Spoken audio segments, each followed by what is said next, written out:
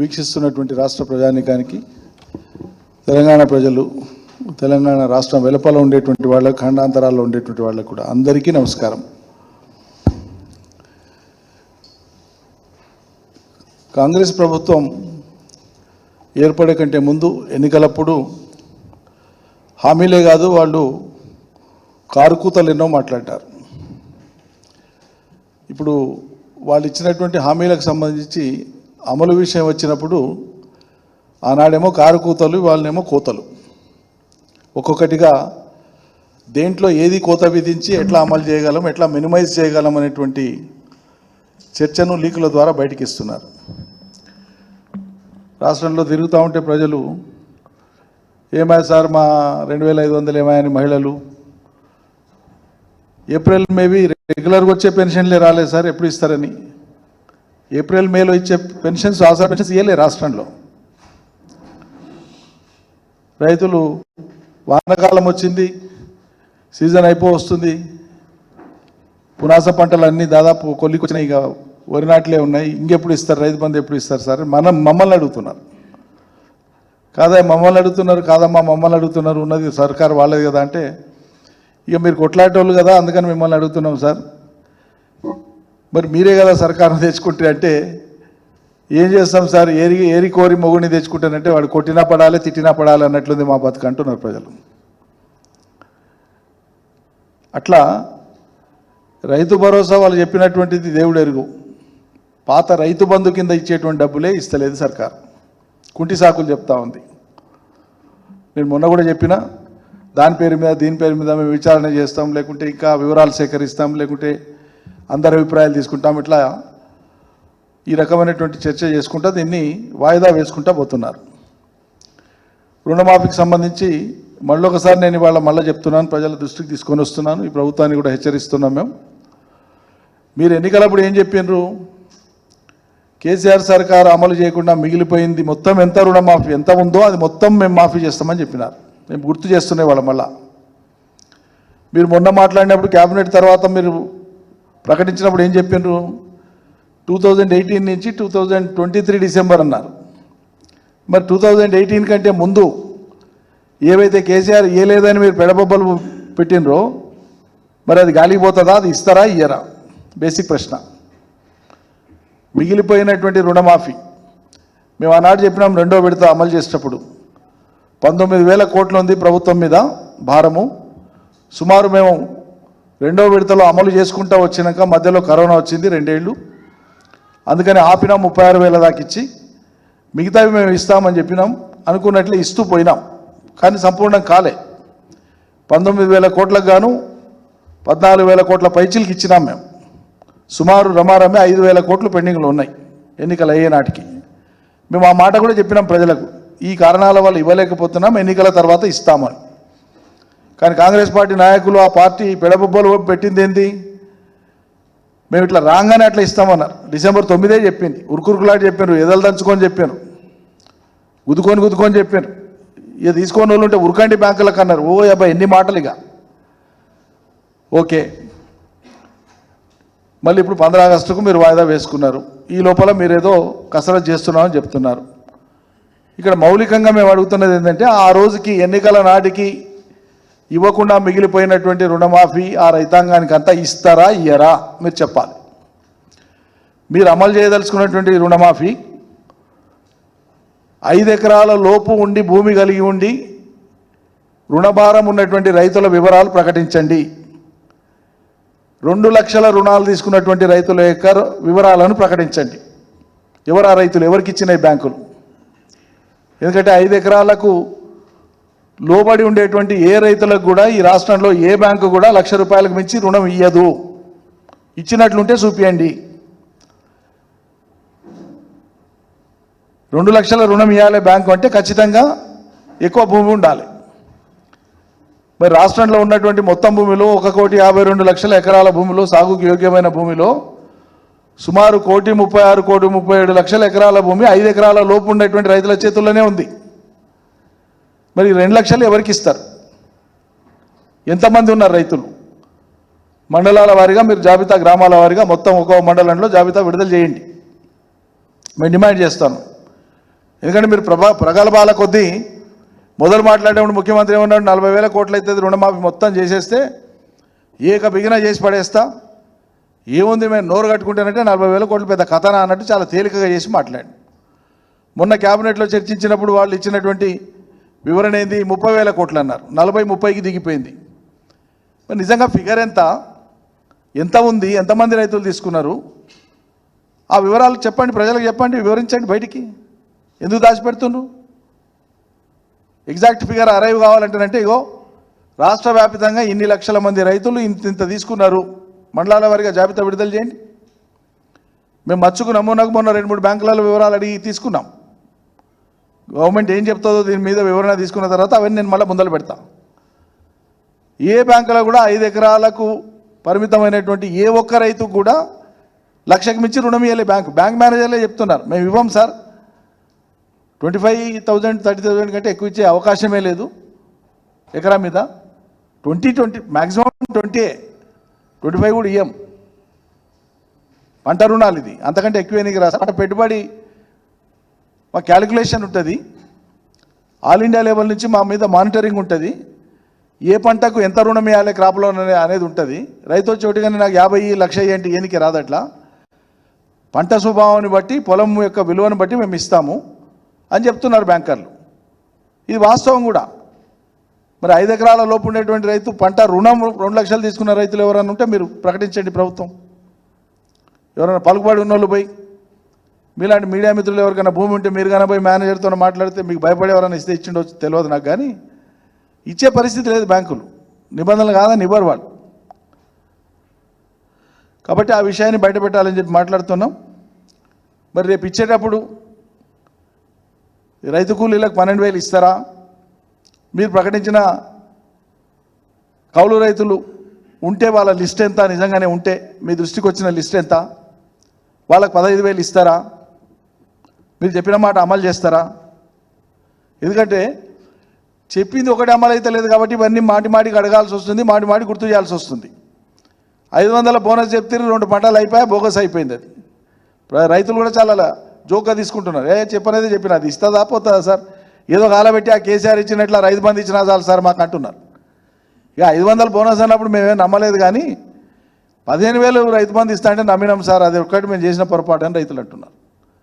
ఇక కాలబెట్టి 15,000 ఇవ్వకపోతే కేసీఆర్ ఇచ్చినట్లు 10,000 కాలబెట్టినా చాలు సార్ మాకని రైతులు అంటున్నారు. కాబట్టి మీరు ఇచ్చింది ఒక్కొక్కటి బోగస్ అని ప్రజలకు అర్థమైపోతుంది. మహాలక్ష్మి 2,500 ఇప్పటికి మొదలే పెట్టలే. లీక్ ఏమిస్తున్నారు? ప్రభుత్వానికి సంబంధించినటువంటి ఏ పథకాలైనా అమలు జరగాలి, లబ్ధిదారుల ఎంపిక పారదర్శకంగా జరగాలి, న్యాయబద్ధంగా జరగాలి అంటే వాళ్ళు చెప్పే వాదన, వాళ్ళ భాష. రాష్ట్రంలో ఉండేటువంటి మొత్తం రేషన్ కార్డులను తీసేసి కొత్త రేషన్ కార్డులను మంజూరు చేస్తామంటున్నారు వాళ్ళు ఇచ్చిన లీక్లు ఆల్రెడీ. నేనేమంటున్నా, మంచిదే, సంతోషం. మరి ఈ మాట ఎన్నికలప్పుడు ఎందుకు చెప్పలేదు మీరు?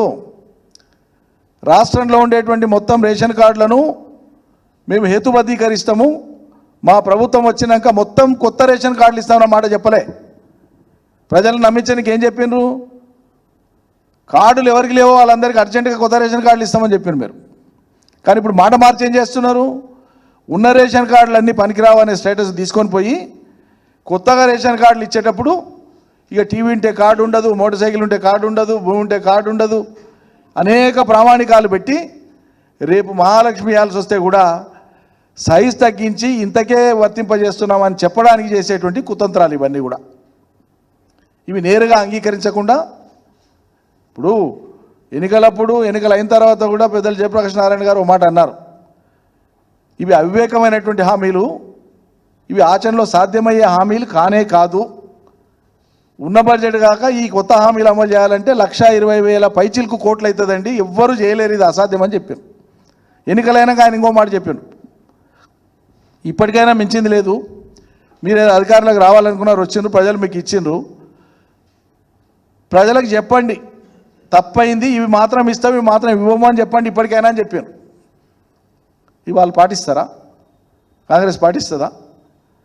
ఇప్పటికి దబాయించి ఉల్టా దబాయించే చెప్తారు. ఆళ్ళే సూలేదు కొడుకు పేరు సోమలింగం అన్నట్లు 7 నెలలు వెళ్ళిపోయి 8వ నెల రాబోతుంది రుణమాఫీకి సంబంధించి. గ్రామాలలో సంబరాలు చేస్తుందండి. ఇదెక్కడ చూద్దాం నాకు అర్థం కాదు. రుణమాఫీ చేయాలని క్యాబినెట్ నిర్ణయించిందట, దానికి గ్రామాలలో సంబరాలంటే మన అర్థం పడతాం ఉందానండి. పాలాభిషేకాలు చేస్తుంది, సిగ్గు ఉండాలి కదా ఇట్లా చేయనికే. రుణమాఫీ చేస్తామని ఎన్నికలప్పుడు చెప్పారు మీరు, ఇవాళకి అమలు కాలే, ఎప్పుడు అమలు అవుతుందో తెలియదు. పోనీ అమలు అయినాడన్నా నువ్వు ఇచ్చిన 10 మందికో 5 మందికో ఇచ్చినాడన్న పాలాభిషేకం చేస్తే ఓ ఏడు పేర్చినట్లు. గతే లేదు ఇప్పటికీ పాలాభిషేకాలు. ఈ సినిమాలో సోపతి ఎక్కువ ఉండి వాళ్ళ ఇన్ఫ్లుయెన్స్ ఎక్కువ ఉన్నట్టుంది ముఖ్యమంత్రి మీద. సినిమా ఏం చేస్తారు, ఆడియో రిలీజ్కి ఒక ఫంక్షను, వీడియో రిలీజ్కి ఒక ఫంక్షను, ప్రీమియర్ షో పెడితే ఒక ఫంక్షను, ప్రముఖుల్ని పిలిచి సినిమా బాగుందా బాగాలేదు చూపిస్తే ఒక ఫంక్షను, మీడియాను పిలిచి చేస్తే ఒక ఫంక్షన్. ఇట్లా చేస్తారు కదా, ప్రమోషనల్ యాక్టివిటీ అదంతా. నేను తప్పడతలేను, అది వాళ్ళ commercial activity, business activity, promotional activity. So ముఖ్యమంత్రి రేవంత్ రెడ్డి గారి సర్కారు కూడా, రాష్ట్రంలో కాంగ్రెస్ సర్కారు కూడా ప్రతిదానికి ఫలితం లేకుండానే, ఫలితం రాకుండానే ప్రమోషనల్ యాక్టివిటీ మొదలుపెట్టింది. నిజమా కాదా నేను చెప్పింది? ఏమైనా అద్భుత కల్పన ఉందా? ఏమైనా చేస్తారా అనండి. ఇట్లా ఏదైనా ఒక పథకం చిత్తశుద్ధిగా అమలై ప్రజలు సంతోషపడితే పాలాభిషేకం చేసినట్టే ఎస్ సంతోషం, రైతులుగా మేము కూడా సంబరపడతాం నిజంగా అమలైతే. అరే అమలే లేదు, పాలాభిషేకం అయిందండి బాబు, సిగ్గుపడాలి. బాధ్యత కలిగిన, ఘనత వహించినటువంటి గొప్ప మీడియా సంస్థలు ఏం పని చేస్తున్నాయి ఇటువంటి విషయాల్లో? పొరపాటు ఇటువంటిదే కనుక కేసీఆర్ హయాంలో ఏదైనా జరిగి ఉంటే, అమలే కాకుండా పాలాభిషేకాలు జరిగింటే ఓ అబద్ధాన్ని అంతర్జాతీయ సమస్య, అంతర్జాతీయ వేదికల దాకా తీసుకుపోతుంది మనోళ్ళు ఘనత వహించినటువంటి కొన్ని సెక్షన్ ఆఫ్ మీడియా వాళ్ళు. దీన్ని ఎత్తి చూపనిగా కూడా చేత కాదానండి, నాకు అర్థం కాదు. ఏమనిపించదా? ప్రజలకు బాధ్యత వహించడం అంటే ఇదేనా? కేసీఆర్ని ఆడిపోసుకోవడమేనా? 7 నెలలు వెళ్ళిపోయా గత ప్రభుత్వం అయిపోయి, కొత్త ప్రభుత్వం వచ్చి. ఈ ప్రభుత్వానికి దారి తెన్ను లేదు, కనీసం ఎత్తి చూపే బాధ్యత కూడా తీసుకోరా ఎవరు? మేధావులు సరే సరే, వాళ్ళంతా బ్రాకెట్లలో ఉన్నారు, ఇప్పుడు బయటికి రారు, మాట్లాడారు. నా రిక్వెస్ట్, దయచేసి ఇవి ప్రజలకు సంబంధించినటువంటి అంశాలు. బ్యాడ్ ప్రెసిడెంట్స్గా పోవద్దు, బ్యాడ్ ప్రెసిడెంట్గా సెట్ కావద్దు ఇటువంటివన్నీ.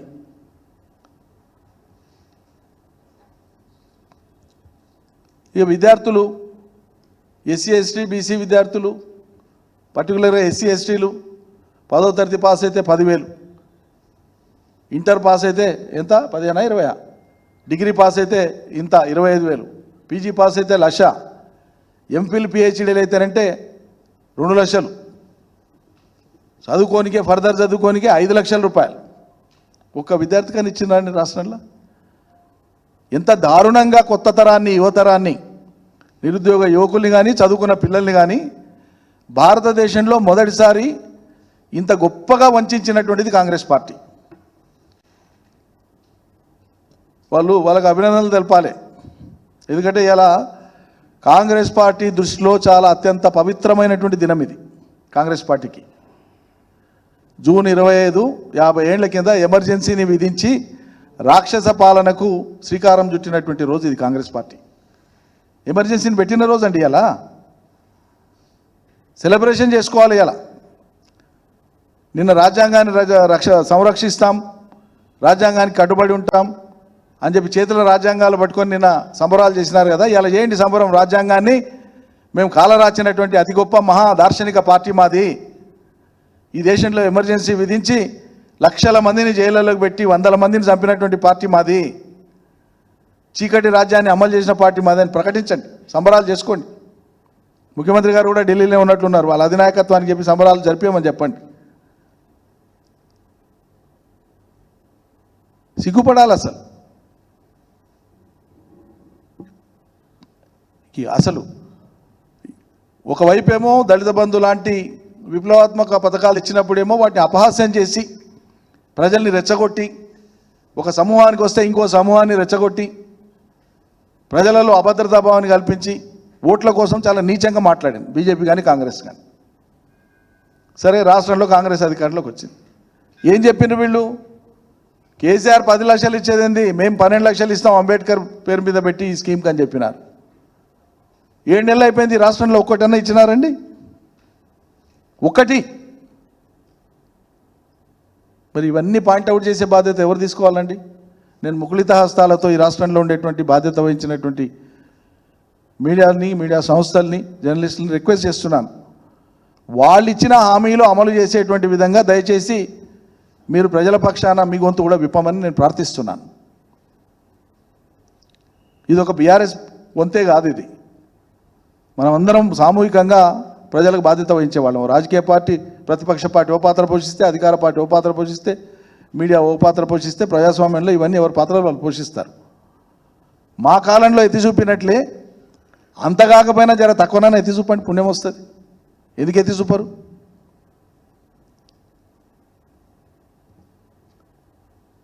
వాళ్ళు చెప్పినవే నేను పాటించమని చెప్తున్నాను, వాటినే పాయింట్అవుట్ చేయమంటున్నాం. ఇవన్నీ ఒకవైపు వాళ్ళ యొక్క ప్రభుత్వపరమైనటువంటి వైఫల్యాలు అయితే, చాలా ముఖ్యమైనటువంటి విషయము, ప్రభుత్వపరమైనటువంటి వైఫల్యాలను ఎప్పటికప్పుడు మేము చెప్తూనే ఉన్నాం. మేము, మా పార్టీ, మా నాయకులు వివిధ సందర్భాల్లో. వీటికి తోడు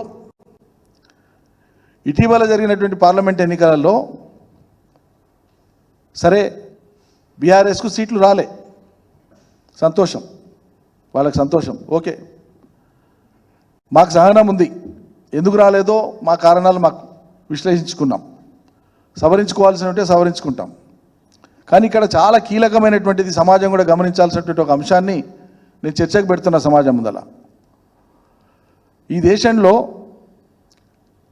మోడీ గారు ఎన్డీఏ కూటమి అధికారంలోకి వచ్చినప్పటి నుంచి 2014 నుంచి వాళ్ళు ఇచ్చినటువంటి హామీలు అమలు కానప్పుడు కానీ, వాళ్ళ పరిపాలన ప్రజలకు కంటకంగా ఉన్నప్పుడు కానీ, వాళ్ళ నిర్ణయాలు ప్రజలకు కంటకంగా ఉన్నప్పుడు కానీ, కాంగ్రెస్ పార్టీ లేదా వాళ్ళ కూటమి మొత్తం కలిపి సమర్థవంతమైనటువంటి ప్రతిపక్ష పాత్ర పోషించడంలో అత్యంత ఘోరంగా విఫలమైంది. అత్యంత ఘోరంగా. దాదాపు 9 ఏళ్ళు మోడీ గారు కొట్టిన దెబ్బలకు ఎక్కడోళ్ళు అక్కడ అడ్డం పడిపోయినారు రాజకీయంగా. ఏడాది ముందు మాత్రమే లేచి రాహుల్ గాంధీ గారు కాశ్మీర్ టు కన్యాకుమారి జోడో యాత్ర పెట్టినారు. దక్షిణం నుంచి ఉత్తరానికి తూర్పు పడమరల యాత్ర. సరే, కొంత 45 ఉన్నది 99 దాకా పెంచుకోగలిగినారు. మోడీ గారి ఫర్దర్ దూకుడు కొంత కలెం వేయగలిగినారు. ఓకే, సంతోషం, హ్యాపీ. కానీ ఈ పోరాటం ఏదో కీలకమైనటువంటి అంశాలు ఉన్నప్పుడు చేయలే. పార్లమెంట్లో మాట్లాడడమో లేకుంటే ప్రెస్ కాన్ఫరెన్స్లో పెట్టడమో తప్ప. నేను ఎందుకు చెప్తున్నా ఈ మాట, నొక్కి చెప్తున్నా. ఈ దేశము నిలువున రెండుగా చీలిపోయింది. 77 ఏళ్ల స్వతంత్రం తర్వాత మన కళ్ళ ముందు ఆవిష్కృతం అవుతున్నటువంటిది ఏంటంటే, ప్రపంచంతో పోటీపడి ఎదిగేటువంటి క్రమంలో శాస్త్ర సాంకేతిక పరిజ్ఞానాన్ని, మానవ వికాసాన్ని అందుబాటులోకి తెచ్చుకొని గొప్పగా బతకాల్సినటువంటి వనరులు ఉన్నటువంటి దేశంలో దేశ జనాభా రెండుగా విడిపోవాల్సిన దుస్థితి కలిగింది. బీజేపీ ఉద్దేశపూర్వకంగానే ఆ విభజనకు విత్తనాలు వేసింది, వృక్షాలు చేసింది. నిలువరించాల్సినటువంటి కాంగ్రెస్ లాంటి పార్టీ, నిలువరిస్తామని చెప్పుకుంటున్నటువంటి పార్టీ, వాళ్ళ ఘోర వైఫల్యం మూలంగా దేశం నిట్ట నిలువున చీలిందండి. Pro Modi, anti Modi. ఈ ప్రో మోడీ, యాంటీ మోడీ అనేటువంటి ఈ సీక్వెన్స్లో, భారతదేశంలో జరిగినటువంటి ఈ సీక్వెన్స్లో కొన్ని రాష్ట్రాలలో స్వతంత్రంగా ఉండి ఏ పక్షం వహించినటువంటి, మేము కావచ్చు, మాయావతి కావచ్చు, నవీన్ పట్నాయక్ కావచ్చు, ప్రజల దృష్టిలో ఇర్రెలవెంట్ అయ్యారు. వీళ్ళకి పాత్ర లేదని కాదు, లేకుంటే వీళ్ళకు బలం లేదని కాదు, వీళ్ళకి గౌరవం లేదని కాదు. దేశం రెండుగా చీలింది. మేము ఇటు మోడీకి అనుకూలంగా ఉండాలా, మోడీకి వ్యతిరేకంగా ఉండాలా అనేటువంటి ఒక భావజాలం ప్రజలలో చాలా బలంగా స్థిరపడ్డది. ఈ స్థిరపడడానికి కారణం కాంగ్రెస్ పార్టీ యొక్క ఘోర వైఫల్యము. దాని ఫలితమే మొన్న వచ్చినటువంటి పార్లమెంట్ ఎన్నికలలో తెలంగాణలో 8 బీజేపీకి వచ్చినాయి. చాతగాని సొల్లు పురాణం మాట్లాడతారు కాంగ్రెస్ వాళ్ళు. బీజేపీ సీట్లు గెలవనికే బీఆర్ఎస్ వాళ్ళే కింది స్థాయిలో పనిచేసినారు, వీళ్ళే దోహదం చేసినారు. సిగ్గుండాలి అట్లా మాట్లాడానికి. అదే నిజమైతే మరి ముఖ్యమంత్రి రేవంత్ రెడ్డి సొంత ఊరు కొండారెడ్డిపల్లెలో బీజేపీకి ఎందుకు లీడ్ వచ్చింది? మాట్లాడే ముందు స్ప్రో ఉండాలి కాంగ్రెస్ శ్రేణులకు, పైనుంచి కింది దాకా. పైనుంచి కిందికి క్రియేట్ అయినటువంటి యొక్క నిలువున చీలినటువంటి ఈ సమాజంలో నువ్వు ఇటుంటావా అనేటువంటి ఒక అనివార్యత ప్రజలు కల్పించినాయి ఈ రెండు పక్షాలు. తప్పని పరిస్థితి అయిపోయింది అది.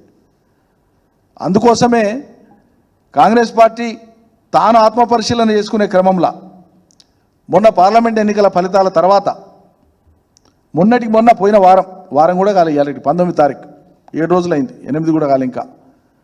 19th జూన్ నాడు Congress party all India committee వాళ్ళు 5 రాష్ట్రాలలో, ప్రత్యేకించి 5 రాష్ట్రాలు ఎక్కడైతే వాళ్ళ అంచనాలకు తప్పి చాలా ఘోరంగా కాంగ్రెస్ పార్టీ పడిపోయిందో, బీజేపీకి అవకాశం వచ్చిందో, బీజేపీ ఎదుగుదల వచ్చిందో, ఈ అనూహ్యమైనటువంటి పరిణామాలు, ఇది మన ఫెయిల్యూరు, ఎందుకు ఈ ఫెయిల్యూర్ జరిగిందో అసెస్ చేయమని చెప్పి ఫ్యాక్ట్ ఫైండింగ్ కమిటీ వేసింది కాంగ్రెస్ పార్టీ. కాంగ్రెస్ విఫలమైందని నేను చెప్తలేను, ఆల్ ఇండియా కాంగ్రెస్ కమిటీ చెప్పింది. ఈ రాష్ట్రంలో 8 సీట్లు ఎట్లా వచ్చే బీజేపీకి అనే దాని మీద కాంగ్రెస్ అధిష్టానం కమిటీలు నియమించింది. తెలంగాణ రాష్ట్రం అందులో ఉంది, మధ్యప్రదేశ్, ఛత్తీస్గఢ్, ఒడిస్సా, ఢిల్లీ, ఉత్తరాఖండ్, హిమాచల్ కలిపి ప్లస్ కర్ణాటక అండ్ తెలంగాణ. తెలంగాణకు 3 వాళ్ళ సీనియర్ నాయకుల్ని వేసినారు, కురియన్ రకీబుల్ హసన్, వరాఘట్ సింగ్ అని. నేను ఇక్కడ ఏం చెప్తున్నానంటే, ఒక రాజకీయ పార్టీగా బీజేపీని నిలువరించడంలో విఫలమైంది కాంగ్రెసే తప్ప బీజేపీ బలం పెరగనికే బీఆర్ఎస్ఓ లేకుంటే ఇంకెవరో కారణం కాదు. మీరు సమర్థవంతమైన పాత్ర పోషించకనే జాతీయ స్థాయిలో నిలువున ఆ భావజాలం వచ్చి ఇటుండాలన్నా అటుండాలన్నా అనేటువంటి భావం వచ్చింది. కాబట్టి ఈ పర్ఫార్మెన్సు, ఇంకొక మాట, ముఖ్యమంత్రి గారు చాలా దూకుడుగా, సరే మాకు ఎన్ని సీట్లు వచ్చినాయా రాలేదా, మాకు రాలేదు, ఎస్ మేము అంగీకరిస్తాం, మళ్ళీ రావడానికి మేమేం కష్టపడాలో పడతాం. కానీ ఆయన ఏం చెప్పిండు, ముమ్మాటికి పార్లమెంట్ ఎన్నికలు మా పాలనకు రెఫరెండమే అన్నాడు. గుర్తు చేస్తున్నాను మళ్ళా, మేము ఒక్క మాట అంటలేం, వాళ్ళవే గుర్తు చేస్తున్నాం. స్వయంగా ముఖ్యమంత్రి గారే నా పరిపాలన అనే పదం కూడా వాడిండు ఒక సందర్భంలో. ఆయన మా కాంగ్రెస్ ప్రభుత్వ పరిపాలన కానీ ఒక సందర్భంలో వాడిండు, నా పరిపాలనకు ఇది ముమ్మాటికి రెఫరెండమే అన్నాడు. చాలా పొడుగుగా మాట్లాడి. మరి ఎవరు బాధ్యత వహించాలండి దీనికి? మేమేం డిమాండ్ చేస్తాం, మేము ఇది చేయని గుర్తు చేస్తున్నాం. కాబట్టి రెఫరెండమే అనేటువంటి నీ మాటకు దిక్కు లేదు, ఇది వైఫల్యమే అని నీ అధిష్టానమే నిర్ణయించి ఫ్యాక్ట్ ఫైండింగ్ కమిటీ వేసింది. ఏ కారణాల చేత బీజేపీకి వచ్చింది, ఏ కారణాల చేత కాంగ్రెస్ 8 సీట్లు కోల్పోయింది, మీ పార్టీ విచారణ చేస్తుంది. కాబట్టి ఇది మీ వైఫల్యం, ఘోరమైన వైఫల్యం. దీనికి పెడార్థాలు తీసి ఇంకెవరి మీద వేసి కాలం గడుపుకుంటే సరిపోదు. 4 బీఆర్ఎస్ ఎమ్మెల్యేలను వీళ్ళను జమ చేసుకొని పోయి మీ పార్టీలో చేర్చుకుంటే నీ పర్ఫార్మెన్స్ పెరిగేది కాదు. దీంతోనే అధిష్టానానికి నీ పర్ఫార్మెన్స్ పెరిగిందని చూపించలేవు. ఇక్కడ ఉంటుందానంటే ఇట్లా. మళ్ళీ నేను డిఫెక్షన్కి సంబంధించిన సబ్జెక్ట్ 2-3 రోజులలో మాట్లాడతాను, ఇంకా వివరాలు తీసుకుంటున్నా. 2-3 డేస్లో మళ్ళీ మాట్లాడతాను. సాక్షాత్తు ముఖ్యమంత్రి పోయి ఇళ్ళకాడి పోయి కండవాలేసి ఆ ఇంటి మీద వాళ్తే కాల్చి పడేస్తాం అని మాట్లాడు. ఇప్పుడు కావులించుకుంటున్నావు ఎందుకు? కాల్చి పడేస్తాను అనివి అంటే దీని వెనక ఏంటంటే, ఒకటి ప్రభుత్వ పరంగా ఇచ్చినటువంటి హామీలు అమలు చేయలేనటువంటి అశక్తత, అసమర్థత. 2 రాజకీయంగా వాళ్ళ అధిష్టానం ఆశల మేరకు ఈ రాష్ట్రంలో ఫలితాలు రాకపోవడము. స్వయంగా తాను ప్రాతినిధ్యం వహించేటువంటి ప్రాంతంలో కూడా పార్లమెంట్ సీట్ రాకపోవడం, తాను ప్రాతినిధ్యం వహించిన పార్లమెంట్ సీట్ కూడా రాకపోవడం, తాను బాధ్యత వహించిన పార్లమెంటు కూడా రాకపోవడం. 3 రాలే, మహబూబ్నగర్ రాలే, మేడ్చల్ రాలేదు, మల్కాజ్గిరి, చేవెళ్ళ రాలేదు. ఈ పరిస్థితులలో లేదు నాదంతా బాగానే ఉందని చూపించుకున్నటువంటి గాంభీర్యానికి 4 బీఆర్ఎస్ ఎమ్మెల్యేలను తీసుకొని పోయి జాయిన్ చేసుకుంటే మీకేం రికవరీ కాదు. అది మాకేం పెద్ద సీరియస్ డ్యామేజ్ కూడా ఏం కాదు. ప్రజలు గమనిస్తున్నారు ప్రజాక్షేత్రంలో. ఆయన రాజశేఖర రెడ్డి కూడా 16 మంది ఉంటారంటే 10 మందిని లాక్కొని పోయింది. ఏమైంది? ఆపగలిగినారు ఎవరైనా తెలంగాణ వచ్చేదాన్ని? కొంతమంది ఎమ్మెల్యేలను తీసుకుంటే ఉద్యమ సంస్థ నుంచి ఉద్యమ పార్టీకి వెళ్ళి ఈ తెలంగాణ అంశమే లేకుండా చేస్తాం, తెలంగాణ రాష్ట్రమే రాకుండా చేస్తామని ఆశలు పడ్డటువంటి వాళ్ళ ఆశలు ఏమైనాయి? ఇవాళ బీఆర్ఎస్లో ఉండేటువంటి ఎమ్మెల్యేలను కూడా ఎవరైనా ప్రలోభ పెట్టో ఏ కారణ చేతనో తీసుకుంటే వాళ్ళ మీద ఇతరేతర ఒత్తిళ్లు తీసుకొచ్చే వాళ్ళని తీసుకుంటే అంత మాత్రం చేత ఈ తెలంగాణ స్పృహ అనేది, తెలంగాణ సోయి అనేది ఎక్కడ పోదు. ఇది నిక్షిప్తమై ఉన్నదే. కొన్ని రోజులు మంట మండొచ్చు, కొన్ని రోజులు నిప్పు మీద బూడిద ఉండొచ్చు, అంతే. బూడిద కప్పుకొని ఉంటుంది, కానీ ఆరిపోదు ఈ జ్వాల. తెలంగాణ జ్వాల అనేటువంటిది తెలంగాణ ప్రజల ఉశ్వాస నిశ్వాస. ఇది ఆరిపోదు, ఇది ఆరిపోని అగ్ని జ్వాల నిరంతరం ఉంటుంది. దీన్ని కాపాడుకుంటాం మేము. 4 ఎమ్మెల్యేలు ఉన్నా పోయినా 100% మాకు ఉండేటువంటి తెలంగాణ ప్రజాక్షేత్రంలో ఒక రాష్ట్రం తెచ్చిన పార్టీగా, అద్భుతమైనటువంటి పరిపాలన ఇచ్చినటువంటి ఒక ప్రభుత్వంగా ప్రజల మీద ఉండేటువంటి ఆ గాఢమైన ముద్రను మళ్ళొకసారి పురిగొల్పి మా పాత్ర మేము పోషిస్తాం. మమ్మల్ని బలహీనపరచడం ద్వారా, బలహీనపరచాలన్న ఆలోచన ద్వారా మీరు గొప్ప కాలేరు. మీరు ఇచ్చిన హామీలను అమలు చేసుకోవడం ద్వారానే సాధ్యమవుతుంది. ఆ హామీలు సాధ్యం కాదు, ఆ హామీలు సాధ్యం కాదు. మీరు ఇచ్చిన హామీలు అమలు చేయడం సాధ్యం కాదు. ఇది మన కళ్ళ ముందు ఉండేటువంటి వాస్తవం. ప్రజానీకం కూడా దీన్ని దయచేసి గమనించమని చెప్పి నేను ప్రార్థిస్తున్నాను. Thank you.